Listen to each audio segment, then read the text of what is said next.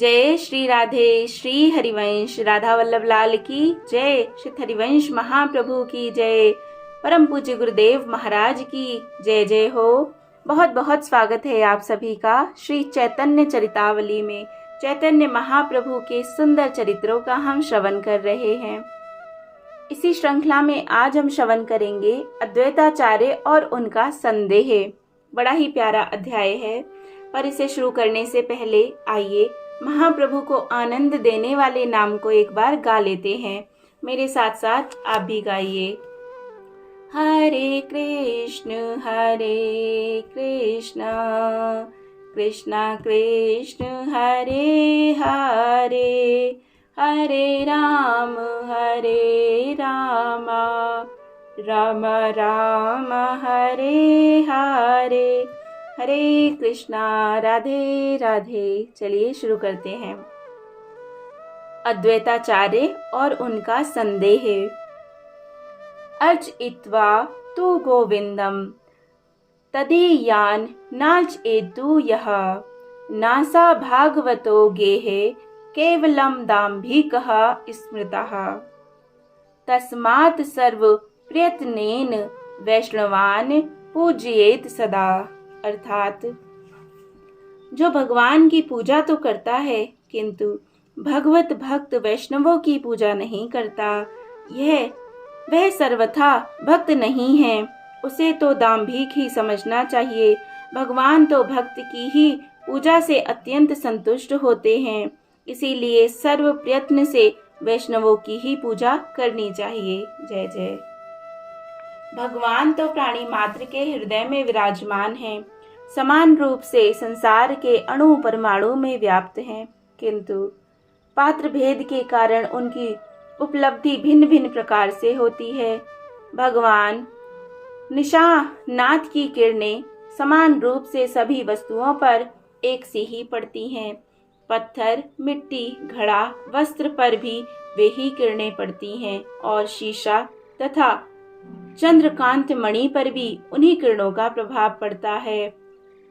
मिट्टी तथा पत्थर में निशानाथ का प्रभाव प्रकट नहीं होता, वहाँ घोर तमोगुण के कारण अव्यक्त रूप से ही बना रहता है, किंतु स्वच्छ और निर्मल चंद्रकांत मणि पर उनकी कृपा की तनिक सी किरण पड़ते ही उसका विचित्र दशा हो जाती है।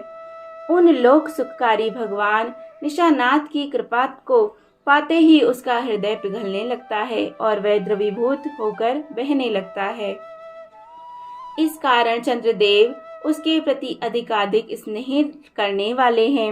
इसी कारण उसका नाम ही चंद्रकांत मणि पड़ गया।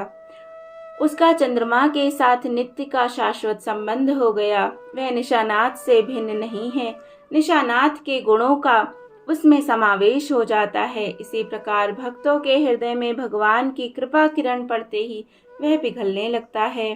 चंद्रकांत मणि तो चाहे चंद्रमा की किरणों से बनी भी रहे, किंतु भक्तों के हृदय फिर अस्तित्व नहीं रहता। वह कृपा किरणों के पड़ते ही पिघल पिघल कर प्रभु के प्रेम पीयूष में जाकर तदाकार हो जाता है। वह भक्तों की विशेषता है। तभी तो गोस्वामी तुलसीदास जी ने यहाँ तक कह डाला, क्या? मोरे मन प्रभु अस विश्वासा, राम ते अधिक राम कर दासा। भगवत भक्तों की महिमा ही ऐसी है। भक्तों के समझने के लिए भी प्रभु की कृपा की ही आवश्यकता होती है। जिस पर भगवान की कृपा नहीं, वह भक्तों की महिमा को भला समझ ही क्या सकता है। जिसके हृदय में उस रसराज के रस सुधा में एक बिंदु का भी प्रवेश नहीं हुआ, जिसमें उसके ग्रहण करने की किंचन मात्र भी शक्ति नहीं हुई, वह रसिकता के मर्म को समझ ही कैसे सकता है। इसीलिए रसिक शिरोमणि भगवत रसिक जी कहते हैं, क्या कहते हैं? भगवत रसिक रसिक की बातें रसिक बिना को समझ सके ना। जय जय। महाप्रभु के नवानुराग की चर्चा नदिया के सभी स्थानों में भांति भांति से हो रही थी। उस समय सभी वैष्णव श्री अद्वैताचार्य के यहाँ एकत्रित हुआ करते थे। अद्वैताचार्य के स्थान को वैष्णवों का अखाड़ा ही कहना ठीक है। वहाँ पर सभी नामी नामी वैष्णव रूपी पहलवान एकत्रित होकर भक्ति तत्व रूपी युद्ध का अभ्यास किया करते थे। प्रभु की प्राप्ति के लिए भांति भांति के दाव पेचों की उस अखाड़े में आलोचना तथा प्रत्यालोचना हुआ करती थी और सदा इस बात पर विचार होता कि कदाचार रूपी प्रबल शत्रु किसके द्वारा पछाड़ा जा सकता है। वैष्णव अपने बल का विचार करते और अपनी ऐसी दुर्दशा पर आंसू भी बहाते। महाप्रभु के नूतन भाव की बातों पर यहाँ भी वाद विवाद होने लगे। अधिकांश वैष्णव इसी पक्ष में थे कि निमाई पंडित को भक्ति का ही आवेश है, उनके हृदय में प्रेम का पूर्ण रूप से प्रकाश हो रहा है, उनकी सभी चेष्टाएं अलौकिक हैं। उनके मुख के तेज को देखकर मालूम पड़ता है कि वे प्रेम के ही उन्माद में उन्मादी बने हैं, दूसरा कोई कारण नहीं। किंतु कुछ भक्त इसके विपक्ष में थे। उनका कहना था कि निमाई पंडित की भला एक साथ ऐसी दशा कैसे हो सकती है। कल तक तो वे देवी देवता और भक्त वैष्णव की खिल्लियां उड़ाते थे, सहसा उनमें इस प्रकार के परिवर्तन का होना असंभव ही है। जरूर उन्हें वही पुराना वायु रोग फिर से हो गया है। उनकी सभी चेष्टाएं पागलों की सी हैं। उन सबकी बातें सुनकर श्रीमान अद्वैताचार्य ने सबको संबोधित करते हुए गंभीरता के साथ कहा, भाई, आप लोग जिन निमाई पंडित के संबंध में बातें कर रहे हो, उन्हीं के संबंध में मेरा भी एक निजी अनुभव सुन लो। तुम सब लोगों को यह बात तो विदित ही है कि मैं भगवान को प्रकट करने के निमित्त नित्य गंगा जल से और तुलसी से श्री कृष्ण का पूजन किया करता हूँ। गौतमी तंत्र के इस वाक्य पर मुझे पूर्ण विश्वास है। क्या तुलसी दल मात्रेण जलस्य चुलुकेन वा विक्रीणीते स्वभावमात्मना भक्तेभ्यो भक्तवत्सलः। अर्थात भगवान ऐसे दयालु हैं कि वे भक्ति से दिए हुए एक चुल्लू जल तथा तुलसी पत्र के द्वारा ही अपनी आत्मा को भक्तों के लिए दे देते हैं। इसी वाक्य पर विश्वास करके मैं तुम लोगों को बार बार आश्वासन दिया करता था। कल श्रीमद् भागवत जी के एक श्लोक का अर्थ मेरी समझ में नहीं आया। इसी चिंता में रात्रि में मैं बिना भोजन किए ही सो गया। स्वप्न में क्या देखता हूँ कि एक गौर वर्ण के तेजस्वी महापुरुष मेरे समीप आए और मुझसे कहने लगे, अद्वैत, जल्दी से उठो। जिस श्लोक में तुम्हें शंका थी उसका अर्थ इस प्रकार है, अतः तेरी मनः कामना पूर्ण हुई। जिस इच्छा से तू निरंतर गंगा जल और तुलसी से मेरा पूजन भजन करता है, तेरी वह इच्छा अब सफल हो गई। हम अब शीघ्र ही प्रकाशित हो जाएंगे। अब तुम्हें भक्तों को अधिक दिन आश्वासन ना देना होगा। अब हम थोड़े ही दिनों में नाम संकीर्तन प्रारंभ कर देंगे, जिनकी घनघोर तुमुल ध्वनि से दिशा विदिशाएं प्रतिध्वनित हो उठेंगी।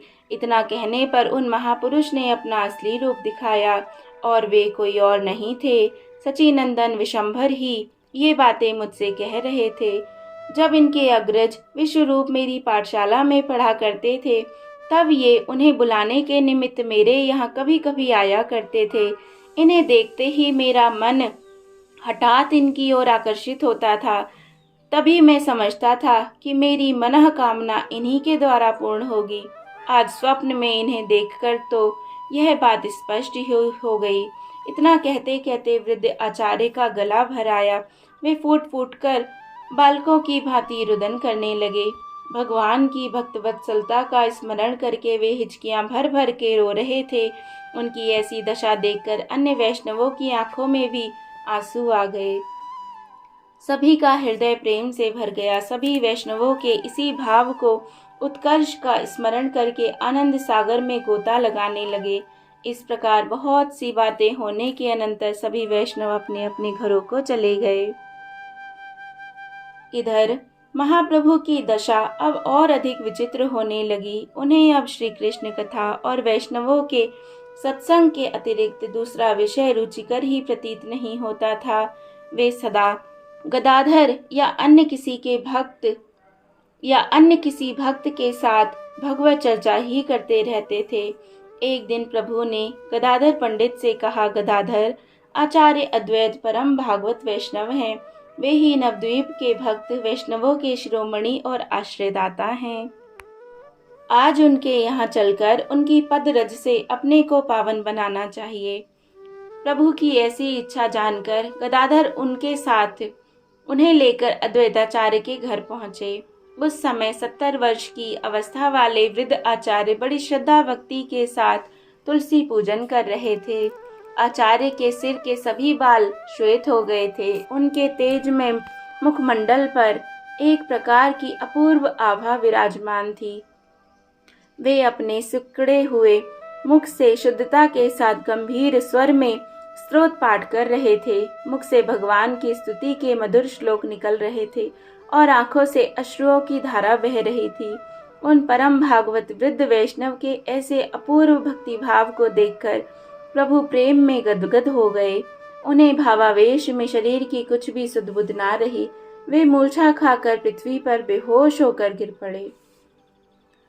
अद्वैताचार्य ने जब अपने सामने अपने इष्ट देव को मूर्छित दशा में पड़े हुए देखा, तब तो उनके आनंद की सीमा ना रही। सामने रखी हुई पूजन की थाली को उठाकर उन्होंने प्रभु के कोमल पाद पद्मों की अक्षत, धूप, दीप, नैवेद्य और पत्र पुष्पों से विधिवत पूजा की।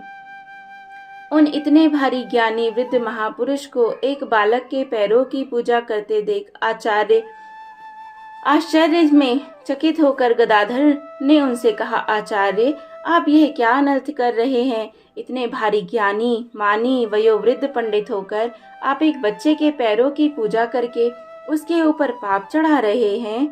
गदाधर की ऐसी बातें सुनकर हंसते हुए आचार्य द्वैत ने उत्तर दिया, गदाधर, तुम थोड़े दिनों के बाद इस बालक का महत्व समझने लगोगे। सभी वैष्णव इनके चरणों की पूजा कर अपने को कृतकृत्य समझा करेंगे। अभी तुम मेरे इस कार्य को देखकर आश्चर्य करते हो, कालांतर में तुम्हारा यह भ्रम स्वतः ही दूर हो जाएगा। इसी बीच प्रभु को कुछ कुछ बाह्य ज्ञान हुआ। चैतन्यता प्राप्त होते ही उन्होंने आचार्य के चरण पकड़ लिए और रोते रोते कहने लगे, प्रभु, अब हमारा उद्धार करो। हमने अपना बहुत सा समय व्यर्थ की बकवाद में ही बर्बाद किया। अब तो हमें अपने चरणों की शरण प्रदान कीजिए। अब तो हमें प्रेम का थोड़ा बहुत महत्व समझाइए। हम आपकी शरण में आए हैं, आप ही हमारी रक्षा कर सकते हैं। प्रभु की इस प्रकार की दैन्य युक्त प्रार्थना को सुनकर आचार्य भौचक्के से रह गए और कहने लगे, प्रभु, अब मेरे सामने अपने को बहुत ना छिपाइए। इतने दिन तक तो छिपे छिपे रहे, अब और कब तक छिपे ही रहने की इच्छा है? अब तो आपके प्रकाश में आने का समय आ गया है। प्रभु ने दीनता के साथ कहा, आप ही हमारे माता पिता तथा गुरु हैं। आपका जब अनुग्रह होगा तभी हम श्री कृष्ण प्रेम प्राप्त कर सकेंगे। आप ऐसा आशीर्वाद दीजिए कि हम वैष्णवों के सच्चे सेवक बन सके। इस प्रकार बहुत देर तक परस्पर में दोनों ओर से दैन युक्त बातें होती रहीं। अंत में प्रभु गदाधर के साथ अपने घर को चले गए। इधर अद्वैताचार्य ने सोचा, ये मुझे छलना चाहते हैं। यदि सचमुच मेरा स्वप्न सत्य होगा और वे ही रात्रि वाले महापुरुष होंगे तो संकीर्तन के समय मुझे स्वतः ही अपने पास बुला लेंगे। अब मेरा नवद्वीप में रहना ठीक नहीं। यह सोचकर वे नवद्वीप को छोड़कर शांतिपुर के अपने घर में जाकर रहने लगे। जय जय श्री राधे, जय जय श्री राधे। कितने प्यारे अध्याय चल रहे हैं, कितना सुंदर चरित्र महाप्रभु का। आगे आगे और बहुत बहुत आनंद आने वाला है। अगर आपने चैनल को सब्सक्राइब ना किया हो तो ज़रूर करें और प्रेम से कहें, जय श्री राधे। श्री हरिवंश। राधे राधे। हरे कृष्णा।